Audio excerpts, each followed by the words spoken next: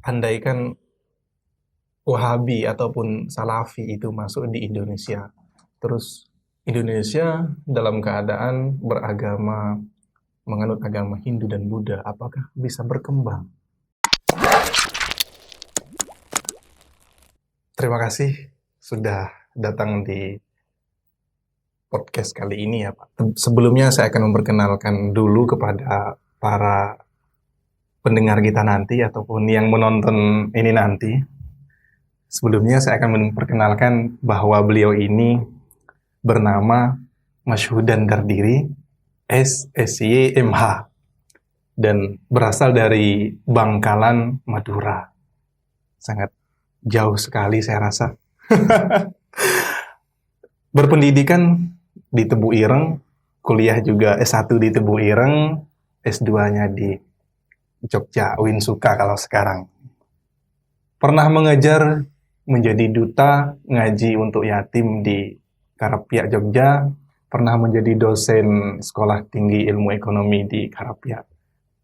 Pernah juga menjadi pengajar menjaga atau penerbit buku di Togamas, Jombang. Dan masih banyak sekali pengalaman beliau ini, Pak Masyhudan ini. Baiklah, Pak. Sekarang ini lagi sangat viral ataupun sangat tenar dengan Salafi Wahabi, karena terutama orang-orang Indonesia itu sendiri, mereka orang-orang Indonesia itu mudah heran, terus kayak mudah wow seketika, padahal mereka katakanlah belum mengetahui notabennya sebenarnya. Menurut panjenengan sendiri itu Pak ya, tentang Salafi dan Wahabi ini gimana? Baik, Saudara Robi, terima kasih atas pemaparannya tadi. Assalamualaikum warahmatullahi wabarakatuh. Waalaikumsalam warahmatullahi wabarakatuh. Pemaparan Salafi dan Wahabi di Indonesia. Salafi dan Wahabi, dia memiliki tujuan yang sama. Apa tujuan yang sama? Itu adalah pemurnian agama Islam. Kalau Salafi dia menolak mazhab, kalau Wahabi dia masih memakai mazhab, umumnya menggunakan mazhab Hambali. Nah, fokus utamanya inilah, kalau Salafi memurnikan ajaran Islam dari bid'ah dan juga menolak modernisasi, namun kalau Wahabi dia memurnikan ajaran Islam dari syirik dan bid'ah. Kita fokus di persoalan bid'ah ini tadi. Oke. Itulah kenapa Salafi dan Wahabi itu sangat getol sekali menolak yang namanya bid'ah, termasuk membid'ahkan terkait Maulid Nabi. Seperti yang terjadi di Solo beberapa waktu lalu, Haul di Solo, mereka komentari bahwa Haul di Solo itu bid'ah. Rasulullah tidak pernah mengajarkan dan menerapkan. Ya. Akhirnya ada salah satu habaib, saya lupa namanya, beliau berkomentar. Jadi begini, antum mengomentari haul itu bid'ah, tapi antum sendiri masih menerapkan merayakan semacam hari raya ulang tahun. Lebih bid'ah yang mana? Iya. Memperingati hari ulang tahun sendiri, lebih-lebih memperingati haul orang alim. Nah, ini dibantah sendirian. Akhirnya dia nggak bisa berkomentar apa-apa, karena dia masih mengakui atau merayakan yang namanya hari ulang tahun dirinya sendiri atau keluarganya. Seperti itu. Oke Pak, ini kan Wahabi itu sangat keras sekali mereka dengan terutama yang ada di Indonesia, karena di Indonesia kan mempunyai beragam budaya dan tradisi yang ada di Indonesia. Kayak contoh, padahal ini sudah dilakukan Nabi, Pak. Contoh kayak ziarah kubur kan juga mereka itu membid'ahkan. Nah, saya pengen tanya nih sama jenengan, apakah ini mereka kurang baca atau kurang memahami tentang bid'ah itu sendiri? Padahal kan Nabi pernah ziarah kubur. Memang ada pertamanya Nabi melarang. Betul. Nah, bagaimana tanggapan Bapak tentang itu? Oke. Baik, terima kasih Saudara Rofi. Jadi di kitab Risalah Ahlussunnah wal Jamaah yang alhamdulillah masih diberikan kesempatan oleh Allah mengkaji kitab Hadratus Syekh itu, di situ memang seperti yang disampaikan Saudara Rofi tadi, memang Rasulullah pernah melarang ziarah kubur Iya. Nabi, karena memang disalahgunakan oleh orang untuk meminta selain pada Allah, sehingga akhirnya Nabi melarang. Iya. Lalu seling beberapa waktu Nabi Muhammad memperbolehkan ziarah itu dengan alasan apa? Mengingat yang namanya kematian. Lalu bagaimana tanggapan itu? Ziarah itu dibid'ahkan oleh Salafi dan Wahabi. Kalau dikatakan kurang baca literatur, iya.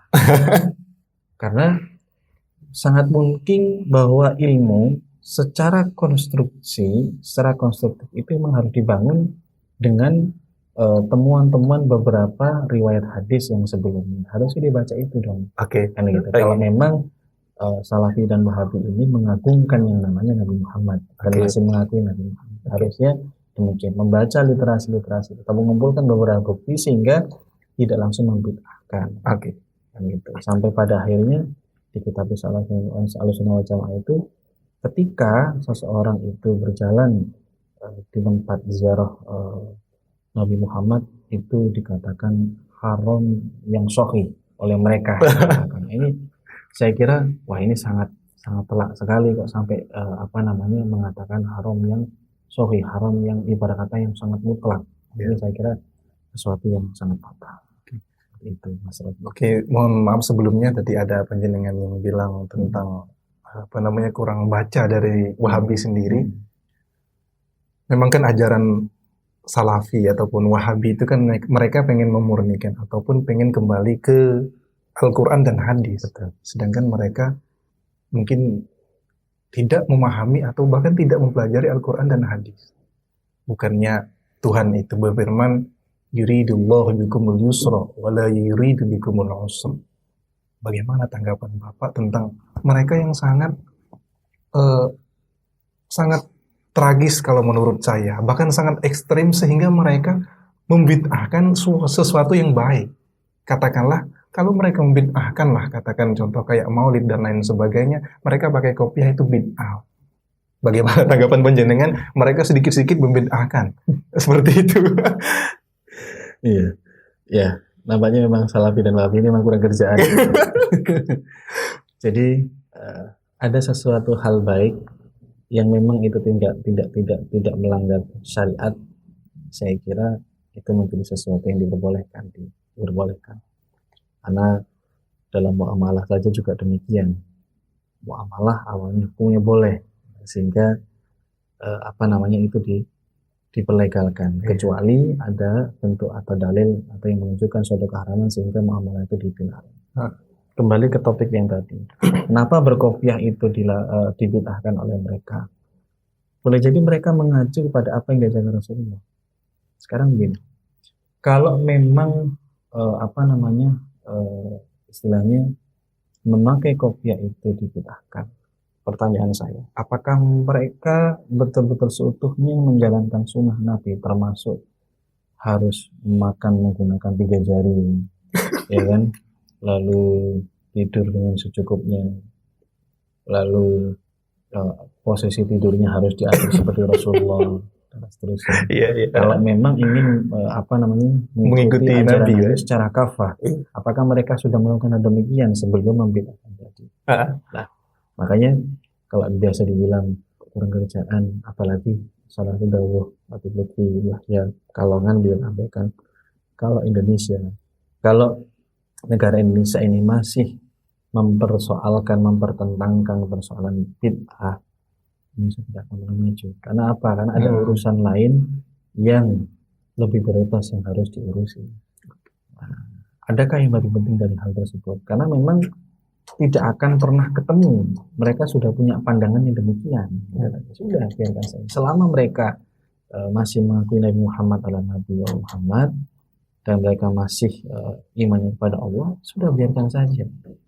Tidak akan pernah ketemu. Toh dengan dibantah, mungkin Mas Robi pernah melihat di YouTube seorang ulama Aswaja, Iya. ibarat Kiai Aswaja keluar dari Aswaja, terus dia membuatkan statement, Iya. dia mendukung Salafi dan Wahabi. Pada akhirnya juga dia akan kesekak juga oleh para kiai dan masyayikh yang sudah paham betul tentang apa namanya madzhab Aswaja tadi. Jadi saya kira ini persoalan yang terus terus digelindingkan, termasuk informasi atau isu terkait PKI dan segala macam. Kalau di agama, urusan agama ada Salafi dan Wahabi, kalau dalam urusan nasional isu PKI dimunculkan. Saya kira itu terus digiring ila yaumil kiamah. Jadi Sangat parah sekali, Pak, ya. jadi bahan gorengan. Oke, tadi ada bahas kata-kata aswaja. Hmm. Kita masih tentang Salafi Wahabi karena saya sendiri itu sangat tidak setuju kalau sedikit-sedikit membid'ahkan, bahkan mengkafirkan mereka pernah tentang aswaja. Menurut Bapak sendiri, apakah mereka ini sudah mengikuti ataupun ikut dengan Imam Al-Asy'ari dan Al-Maturidi, sedangkan mereka itu imamnya Ahlus Sunnah wal Jamaah yang ada di dunia bahkan. Menurut panjenengan seperti apa? Kalau menurut pandangan saya, apakah mereka sebenarnya ikut tidak dengan apa namanya adat aswaja? Logikanya begini, kalau mereka betul-betul menerapkan keilmuan Ahlussunnah wal Jamaah, harusnya dia tidak mudah untuk membid'ahkan tadi. Ya, tidak Iya. mudah membid'ahkan tadi. Lalu menolak yang namanya modernisasi dalam artian di sini adalah bahwa hukum Islam itu dia akan terus berkembang. Lalu terkait persoalan bid'ah, nah ini Ahlussunnah wal Jamaah sendiri tidak terlalu apa ya mengupas lebih dalam artian di sini tidak terlalu mempersoalkan lebih dalam karena bid'ah sendiri yang dikutip di kitab Risalah Ahlussunnah wal Jamaah itu ada beberapa kriteria bid'ah. Iya. Ada bid'ah yang wajib, ada bid'ah yang haram, ada bid'ah yang sunnah dan seterusnya, ada proses itu. Nah, bid'ah yang wajib itu apa? Ya, mempelajari atau mengkaji keilmuan bahasa Arab. Loh, itu kenapa bisa menjadi bid'ah yang wajib? Iya. Karena apa? Orang belajar bahasa Arab ini menjadi ketentuan utama ketika dia mau mengkaji keilmuan Al-Quran. Bagaimana bisa? Sarjana ahli tafsir Quran, dia mengkaji, tapi dia belum pernah belajar bahasa Arab. Wah, bingung dia nanti jadinya. Kalau nggak memiliki konstruksi yang kuat. Itu saya kira. Kalau kenapa Salafi dan Wahabi ibarat kata bertolak belakang dengan Ahlussunnah wal Jamaah? Karena mereka sudah memasang tembok besar di situ, memberikan sebuah idealisme pemikiran bahwa kelompok mereka lah yang paling benar. Oke. Ini Pak, kan imam akidah kita itu ialah tadi yang saya sebutkan Abu Hasan Al-Asy'ari dan Abu Mansur Al-Maturidi. Iya. Itu mereka hidupnya kan sekitar setahun yang agak jauh memang selisih dengan pendiri Wahabi sendiri, yaitu Abdul Wahab. Yang saya tanyakan kenapa kok mereka itu anti dengan Al-Asy'ari dan Al-Maturidi Secara lebih tua. Iya, secara lebih tua. Kalau mengulik pendapat saya terkait kenapa dari segi usia lebih tua mereka ketimbang Imam Abu Hasan Asy'ari katakanlah ya. Di situ dilihat secara keilmuan. Mungkin boleh jadi ini pendapat saya pribadi boleh dibantah oleh para mustami'in yang menyimak informasi ini. Ada semacam sisi kesenioritasan, ya, merasa lebih dulu sehingga secara keilmuan, secara pemahaman Salafi dan Wahabi terutama, jadi harus diikuti dong, kan gitu. Karena tujuannya adalah pemurnian agama Islam, termasuk Ibnu Taimiyah. Lalu Ibnu Qayyim Al-Jauzi, beliau salah satu pemikirannya, doktrinnya dalam menginduk pada tokoh Wahabi. Itu juga yang diungkap Hadratus Tusi dalam kitabnya Risalah Aswaja. Beberapa muridnya pendiri Wahabi. Saya kira itu pandangan saya. Kenapa? dia masih kekeh mempertahankan berbeda dengan Aswajain, bahkan menentang Aswajain. Iya, sangat menyimpang Itu. bahkan kadang Pak, Iya. dengan Ahlus Sunnah wal Jamaah sendiri ataupun Dan Sunni. Oke, ini ada beberapa pertanyaan nih dari para netizen nih Pak. Kalau dari para teman-teman itu tentang mempertanyakan eh, andaikan Wahabi ataupun Salafi itu masuk di Indonesia, terus Indonesia dalam keadaan beragama menganut agama Hindu dan Buddha, apakah bisa berkembang seperti itu? baik, terima kasih saudara. Kalau semisal Salafi dan Wahabi berkembang pada saat Indonesia menganut agama Hindu dan Buddha, saya kira akan sulit nembus. Kenapa? Karena keagamaan Hindu, terutama yang kuat, apalagi yang Buddha dengan beberapa ajarannya, saya kira sulit menembus. Kenapa? Karena mereka sendiri, mungkin yang kita tahu contoh kecil ya, kayak hari raya yang dilakukan oleh Agama Hindu. Hindu Nyepi ya. Ya. Ya, sekarang mereka maukah bertentangan dengan orang-orang dengan kondisi yang demikian, harus bentrok secara ideologis dengan pecalang misalkan di Bali misalnya. Saya kira sangat akan sulit sekali, kecuali kalau memang di agama Islam ini, di Indonesia ini mayoritas agama Islam ibarat kata masih tetap bertahan ibarat kata sampai sekarang ya, karena memang sekarang adanya begitu, ya itu sangat sangat mudah sekali Salafi untuk masuk. Tapi kalau pertanyaan di awal tadi, misalkan secara mayoritas agama Indonesia adalah Hindu Buddha, prediksi saya akan sangat tidak mungkin untuk berkembang di Indonesia, Pak. Ya, karena mereka orang Hindu dan Buddha keyakinan yang kuat, termasuk urusan meditasi, urusan dia dan Tuhan betul-betul taatnya luar biasa. Apalagi kalau misalkan dibalik lagi nih, misalkan di Indonesia banyak sekali umat Katolik, wah itu malah makan sulit lagi mereka berkembang. Ini menurut pandangan saya. Itu yang saya tangkap berarti kan begitu mudahnya orang-orang, bahkan mereka sudah Islam. Ya, bukan kita menyalahkan kalau Wahabi dan Salafi itu nggak Islam. Berarti orang Islam yang memang benar Sunni itu akan, ini minta pendapat saking penjenengan, betul. Itu berarti akan mudah tergerus oleh ajaran Salafi dan Wahabi. Apakah seperti itu? Bisa diulang, Mas? Kalau kan orang-orang Islam, nah, itu berarti kan secara tidak langsung tadi penjenengan jawab dari pertanyaan yang saya utarakan, kalau masih notabene Indonesia itu beragama Hindu dan Buddha akan sulit berkembang. Berarti kan sebaliknya, orang-orang Islam lah akan mudah tergerus oleh ajarannya Salafi dan Wahabi. Kenapa seperti itu? Nah, kenapa bisa demikian? Yang saya baca dari kitab Risalah Sunnah wal Jamaah ya, karya Hadratus Syekh itu sekitar tahun 1930-an itu Wahabi masuk, Salafi masuk ke Indonesia, termasuk diikuti dengan Wahabi itu kalau tidak salah. Di situ dia sudah berani dan sudah berani juga mendoktrin. Kenapa? Karena memang mereka mencari orang yang dia ini secara keagamaan Islam, tapi secara pemahamannya kurang. Nah, ini sangat mudah sekali untuk disusupi. Itulah kenapa ada semacam istilah bayat online. Menarik ini kayak tadi bahasa bayat online. Bayat online. Jadi cukup dia menghadap laptop, dia mengikuti apa yang disampaikan bahwa tujuannya adalah untuk perang dan segala macam, misalkan atau perang ideologi dengan selain Salafi dan Wahabi. Akhirnya dia mau, jadi tadi sampai merelakan keluarganya.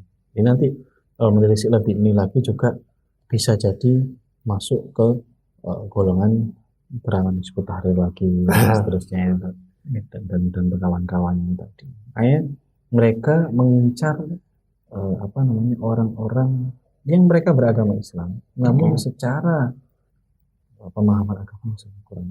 Ini menjadi lahan basah empuk buat mereka, sehingga sangat mudah sekali untuk disusupi paham tersebut. Apalagi di daerah Indonesia itu kelompok Salafi itu berada di daerah Tapal Kuda itu cukup banyak, apalagi di daerah Jawa Timur, di daerah Magetangan, daerah sana. daerah pedalaman. Oh, mereka sangat mudah sekali untuk masuk di sana. Saya pernah membaca suatu artikel Pak, ya, Ya. bahwa ada seseorang itu mengatakan bahwa bahkan gerbong teroris terbesar itu dari Salafi Wahabi. Apakah seperti itu? Kalau dibuktikan secara data, bukti yang disampaikan oleh saudara Robi tadi, Mas Robi tadi, Ya. memang harus dibuktikan apakah betul terafiliasi. Iya. Saya tidak menjustifikasi. Iya. Jadi bukti dari Badan Penanggulangan Terorisme itu apakah merilis demikian dan betul-betul terjaring di situ. Kalau emang iya, wah berarti memang sudah banyak kecolongan nih, kan gitu. Tapi sudah banyak dikadap. Namun itu juga menjadi sesuatu yang multitafsir. Kan ada yang mengatakan teroris sebenarnya tidak ada. Itu sudah dibuat oleh pemerintah, disetting oleh pemerintah. Nah, ini menarik. Saya melihat film Alif Lam Mim yang dicekal oleh pemerintah. Iya. Di film Alif Lam Mim itu kan propaganda pemerintah dan segala macam. Jadi menciptakan suatu kejadian yang chaos. Jadi seolah-olah bahwa yang menjadi korban adalah pemerintah, semacam playing victim. Iya. Dia yang membuat masalah, terus dia seolah-olah dia menjadi korban, lebih begitu. Nah, saya melihat balik lagi ke awal dulu waktu teroris pertama di daerah Bali ya, tahun 2002. Di kisah itu ada beberapa kisah yang saya dapatkan informasi ketika bom Bali itu. Ternyata almarhum Gus Maksum Jauhari Lirboyo sempat bermalam di Bali. Beliau mengunjungi adiknya yang dinikahi oleh Kiai Haji siapa di daerah Tabanan, Kediri Tabanan Bali itu. Dia cerita beliau ingin main-main di Bali dan sempat beliau bermalam di sekitar lokasi kejadian bom Bali. Ketika mau pulang mau kuntur ke Lirboyo, beliau mengatur ke adik iparnya, nanti akan ada peristiwa besar di Bali. Kata Gus Maksum itu Pak. Dan ternyata esokan harinya langsung terjatuh bom Bali. Seandainya Amrosi dan kawan-kawan Marpate dan seterusnya. Nah, itu ada yang mensinyalir bahwa mereka adalah orang yang disuruh pemerintah. Namun ketika diwawancari ternyata mereka juga berangkat dari giroh semangat yang mereka dapatkan ketika mereka belajar di Timur Tengah. Kalau di Timur Tengah ya sudah bisa mohon maaf bukan dipastikan sudah menggiring ke Salafi Wahabi. Iya betul. Ya itulah pentingnya orang belajar ilmu agama, memiliki guru agama yang mampu menuntun. Istilah guru dalam bahasa Sanskerta itu kan mencerahkan, memberikan pemahaman pada muridnya. Guru ini ora iso memberikan paham ke murid itu, mencerahkan murid ya jangan jadi guru. Enggak, guyorannya begitu. Artinya bahwa peran besar guru itu juga yang memiliki arti penting ketika dia memahamkan sebuah keilmuan agama terutama. Jangan sampai murid ini salah penafsiran, salah pemahaman. Itulah kenapa ketika mau belajar minta doa atau nyuwun doa ke Allah supaya dipahamkan, supaya ilmu yang didapatkan ini Allah meridhoi dan seterusnya. Oke. Tadi masuk di situ. Oke, terima kasih Pak. Ini sangat menarik untuk dibahas lagi ini tentang apakah iya benar gerbong teroris terbesar adalah Salafi Wahabi. Yang seperti contoh di bom Bali, yang mana tadi sudah dijelaskan orang pernah, yang bom Bali ini pernah belajar di Timur Tengah. Yang saya pertanyakan, apakah pemerintahan kita ada yang Wahabi? Ini sangat sensitif sebenarnya, tapi menarik untuk dibahas. Karena banyak terjadi PKI, pembunuhan para kiai dulu, mana ada bukti, nggak ada. Betul. Kalau dikatakan apakah pemerintah sekarang ini menelisik ada sisi Wahabi atau tidak, nah ini menjadi sensitif. Apakah benar ini harus mengalami beberapa screening yang lebih jelas. Melalui apa? Ini harus dilalui ketika dia menjalani sebagai seorang pejabat negara. Ada beberapa tes Makanya difasilitasi ada semacam ideologi Pancasila Nah, dan seterusnya. Itu iya. kan salah satu bentuk upaya preventif. Kalau misalkan sampai ada yang terjadi yang lolos, wah ini berarti anggota kecolongan nih. Nah, saya tidak menjudge pemerintah sekarang ada indikator ke sana. Mungkin mungkin masih mungkin dugaan-dugaan mereka ibarat kata ingin berusaha untuk memurnikan ajaran Islam dengan cara yang lain, itu mungkin sangat bisa. Ketika dia tidak sepakat dengan pemerintah saat ini, dia memberikan golongan atau apa sehingga muncullah golongan-golongan baru semacam kayak ikatan apa, perkumpulan apa, kuyan apa, yang sifatnya adalah untuk memberikan sesuatu yang kontra dengan pemerintah. Nah, gitu. Saya kira kalau ini dibahas lebih detail lagi, nanti larinya kepada hukum tata negara. Ini nanti menjadi wilayah yang memang ideologi bangsa negara Indonesia ini dalam hal Pancasila ini harus terus dikuatkan. Oke. Santai dulu Pak Hanta, kita biar nggak terlalu tegang ini kan. Bisa minum dulu.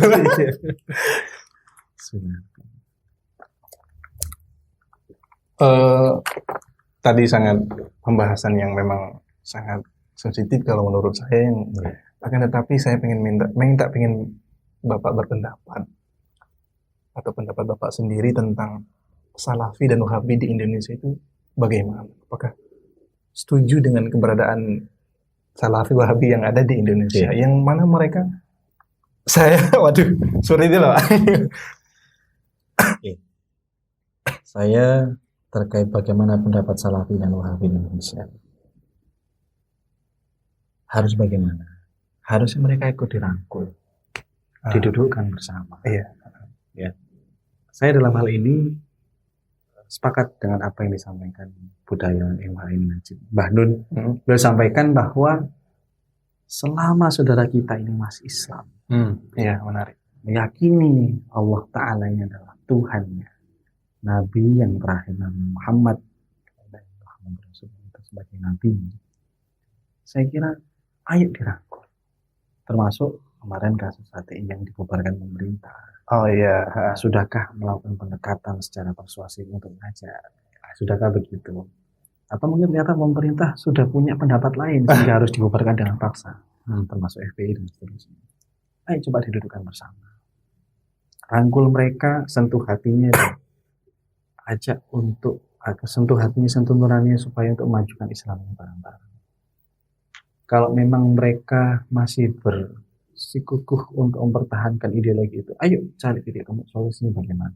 Kira-kira yang antum mau, kira-kira yang Anda mau apa dari agama Islam Indonesia? Kalau yang Anda mau Indonesia harus menjadi negara Islam, coba dilihat beberapa peradilan agamanya bagaimana, ketentuan hukum Islam bagaimana. Lalu apa kelanjutan atau implementasi dari kompilasi hukum Islam yang sudah pernah diterapkan di Indonesia atau sampai saat ini mungkin ketika itu muncul pertama kali di instruksi Presiden tahun 91 ketika saat itu Presiden Soeharto yang mencetuskan terkait itu. Sudahkah Anda melihat dari sana? Nah itu. Saya kira itu pendapat saya, harus dudukkan bersama Salafi dan kalau memang mereka ingin diajak maju gitu. Tapi kalau memang mereka sudah pasang tembok besar, maka akan sulit. Cukup kita mendoakan Allah supaya didekatkan hidayahnya. Itu tadi, itu pendapat saya pribadi. Nah, kalau secara institusi, ya dia mau tidak mau, harus mengakui bahwa Indonesia, negara Indonesia ini adalah Pancasila. Itu tadi. Iya. Oke, terima kasih banyak telah memberikan ilmu dan memaparkan tentang Salafi Wahabi tersendiri, terus mengapa mereka tidak mengikuti ajaran Al-Asy'ari dan Al-Maturidi. Ya. Kami ucapkan terima kasih kepada beliau, Bapak Masyudan. Mungkin ada motivasi terlebih dahulu sebelum mengakhiri ini, karena Wahabi itu kalau pandangan saya, mereka kayak mendoktrin agar tidak ribet-ribet dalam beragama, terutama An-Nahdiyah. Karena kan kita kan kadang melakukan tahlil dan lain sebagainya, mereka sedikit-sedikit bid'ah. Mungkin agar orang yang melakukan tahlil tadi tidak tergores ataupun tidak tergerus untuk masuk ke omongannya Wahabi dan Salafi itu? Mungkin ada motivasi terlebih dahulu. Oke. Kalau motivasi terkait bagaimana menghadapi Salafi dan Wahabi, saya kira hampir sama seperti yang saya sampaikan. Mereka berusaha untuk bagaimana agama ini dibuat gampang.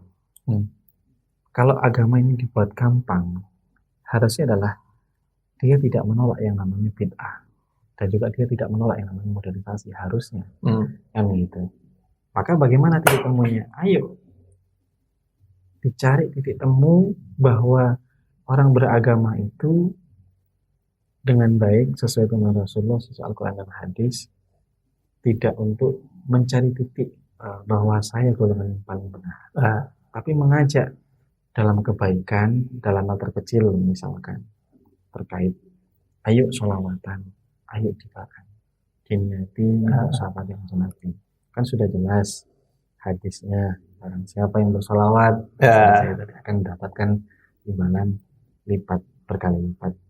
Nah, tadi hal yang seperti itu coba dikaitkan hal yang seperti, sehingga mereka mau mengakui tadi bahwa orang beragama itu tidak hanya persoalan dianggap dengan kekerasan.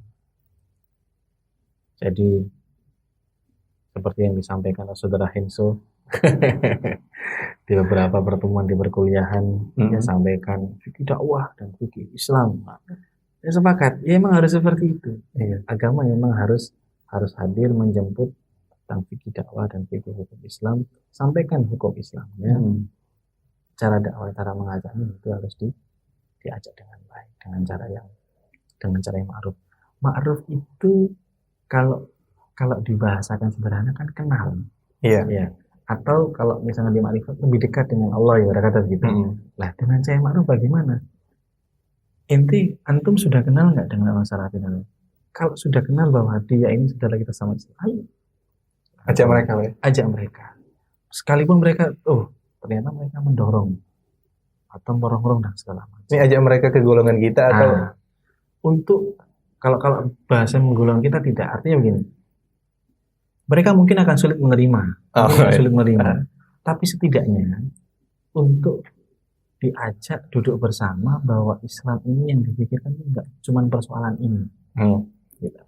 Tapi kemajuan akan Islam, misal seperti di sejarah kebudayaan Islam, Baghdad pernah berjaya, kemasan Islam pernah berjaya, tentu kan dibahas di sejarah sejarah pra-Islam sampai sejarah Islam itu berjaya, sejarah keemasan, sejarah perkembangan dan pertumbuhan agama Islam, sejarah pertumbuhan dan perkembangan hukum Islam pernah mengalami kelesuan dan segala macam. Nah, saya kira dari hal-hal tersebut itulah mungkin menjadi hero supaya mereka ini mau bersemangat lagi. Ajak mereka diskusi mingguan, ajak mereka untuk mengkaji beberapa kitab ulama yang jelas-jelas beliau menyampaikan dalam urusan agama Islam itu sesuai dengan kondisi dengan keindonesiaan. Saya kira itu pendapat saya mungkin tidak akan berubah, bagaimana caranya mereka untuk mau ibarat kata belajar bersama. Karena orang diskusi itu kan pasti berbeda pendapat. Apalagi sampai ngobrol beda pendapatan. Artinya diskusi yang baik bukan mencari pembenaran, tapi bagaimana caranya dia menghargai suatu perbedaan beda pandangan tadi. Nah, ketika Salafi dan Wahabi beda pandangan dengan kita, ya sudah. Artinya kita merangkul dari sisi yang mana? Misalkan dari sisi kemanusiaannya, sentuh dia dari sisi kemanusiaannya. Kayak ternyata orang beragama itu nggak sulit-sulit amat kok. Ya, seperti yang saya kisahkan kemarin di perkuliahan. Ada orang Kristen datang minta bantuan, ternyata Allah meridhoi jalan situ, dia akhirnya Islam melalui pinjaman uang itu. Boleh jadi kalau misalkan kita bertemu dengan orang Wahabi, nggak usah kita gontok-gontokan dalil, dia pasti akan menang nih pada kata gitu. Nggak pernah kehabisan akal, selalu. Tapi sentuh dia dari sisi kemanusiaan, atau sentuh dia dari pendekatan akal sehat. Itulah kenapa Sayyidina Ali mengatakan khatibin nasa ala qadri uqulihim. Jadi ajaklah lawan bicara itu sesuai dengan kadar akal yang dia pahami. Itu juga yang menjadi dalil penguat ketika kita ngajak ngomong sama masyarakat. Nah Ya. ini, Saudara Robi, Mas Robi ini akan berbagai calon KI, ya. Asli mana Mas? Saya Sumatera. Sumatera. Ketika di Sumatera nanti menjadi seorang dai, ketika Mas Robi ngajak ngomong orang petani, ya sesuaikan dengan obrolan orang petani. Ngajak orang mahasiswa, obrolan sesuai dengan, nggak bisa dong. Orang petani dia ngomong ala mahasiswa, harus ilmiah ini. Tolak, tolak. Ya kan bingung. Nah ini, saya kira itulah menjadi dalil sebagai atau penguat ketika kita ngajak ngobrol orang harus disesuaikan. Itu saya kira. Oke, baiklah. Terima kasih banyak Pak Masyudan. Mungkin dari tutur kata kita ataupun saya sebagai host ini banyak yang kurang berkenan maafkan. Oke, Sama-sama. sekian. Ya, assalamualaikum warahmatullahi wabarakatuh. Waalaikumsalam. Terima kasih Sama-sama. Saudara Lufi dan juga rekan-rekan dari HMP Komunikasi dan Media Islam.